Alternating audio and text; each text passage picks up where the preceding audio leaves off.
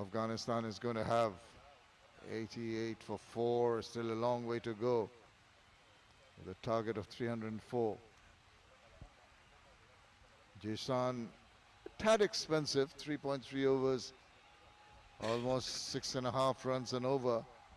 He'd like to just ensure that he becomes a little more accurate.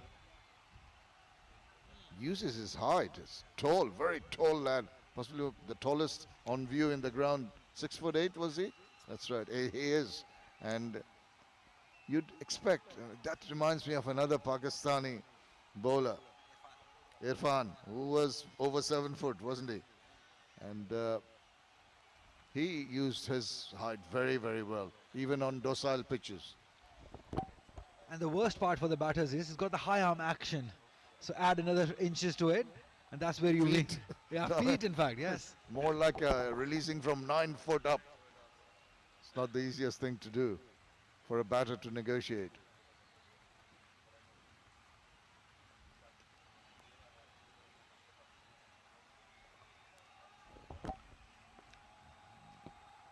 Yeah, having that natural thing in them, the height, it makes it more difficult for the management around it to manage him. How they manage him, how they use him, workload management, because he will always be injury prone, like Irfan was. So you had to take care of him. And find a hotel bed long enough for him to lie in with his foot extended. Rides that reasonably well. He's played away for a single to finish over number 18. Afghanistan move on to 91 for 4. Irfan, the other left arm, he couldn't get it fit into any car.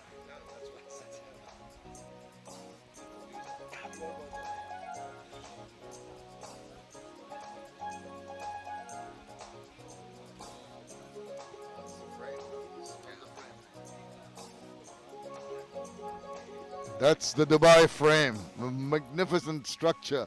It's all gold, I understand, all around. Walked Burj Khalifa in the distance, and what Afghanistan have in front of them is having to climb either the frame or the Burj Khalifa. It's a long, long way up, and it's a difficult way up. And that's the situation they are in at the moment.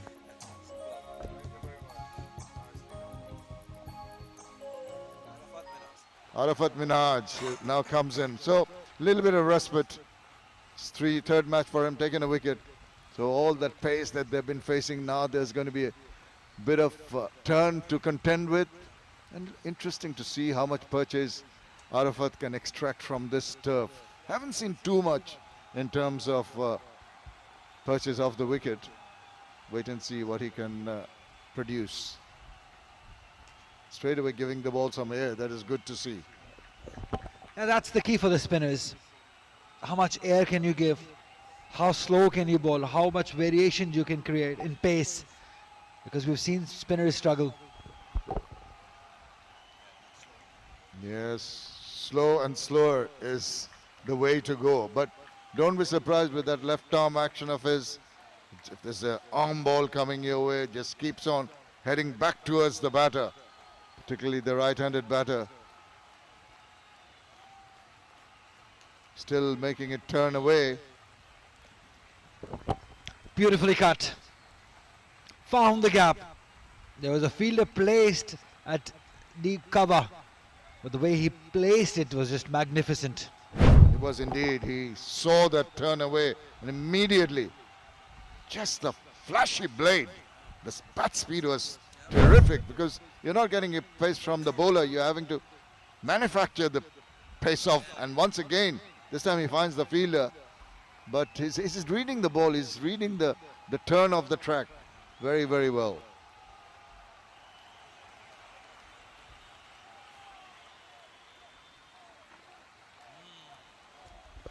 That's better. A little bit of spin for Arafat. Pakistan had to make a choice of playing Arafat or Ali Asman. They opted for Arafat because he could bat too. Oh, that one, that's exactly what you were referring to. Watch out for that. The arm ball is always going to surprise any batter. Overdone, 95 for 4.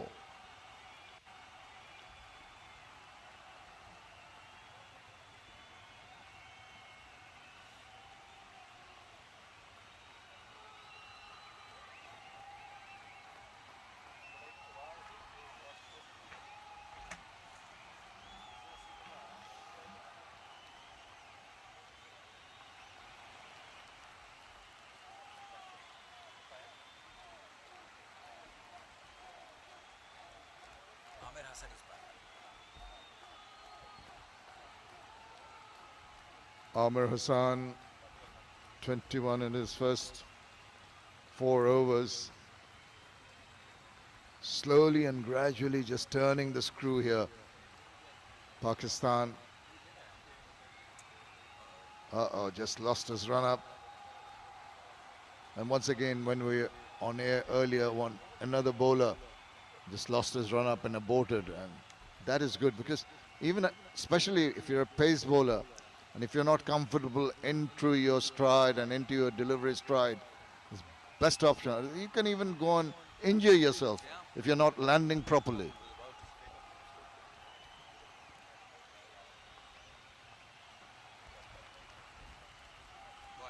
There's going to be a wide. Just a loser. First losing his run up, and now the line. Amir Hassan has bowled well. Hasn't taken a wicket, but not given away many runs too, which we were expecting that Afghanistan will come hard at them, especially with the new ball. But he did well, kept his length and line in control. And this time it's short, swivels round. There is protection.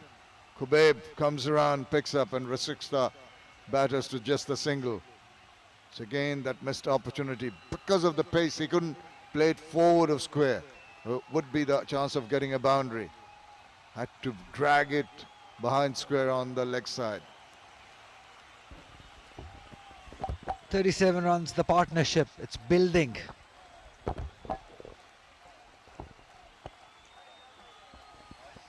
That's a trouble. They've lost 4 wickets. They have to still chase down many runs to get. This partnership is building, but they need to somehow find a way to get a boundary every over. Maybe not just one, but couple of boundaries. And they do need a 20-run over here or there, just to keep themselves in the chase. Important point, they need a big over, as Ali said. But it's not going to come easily because the bowling has been pretty accurate. And all credit to the Pakistani fielding unit in the sense that you might get a little complacent, a little overconfident. I've got just 304 to defend. I can take things easy. Not the case. They've been very serious with their bowling. The fielding has been absolutely top class.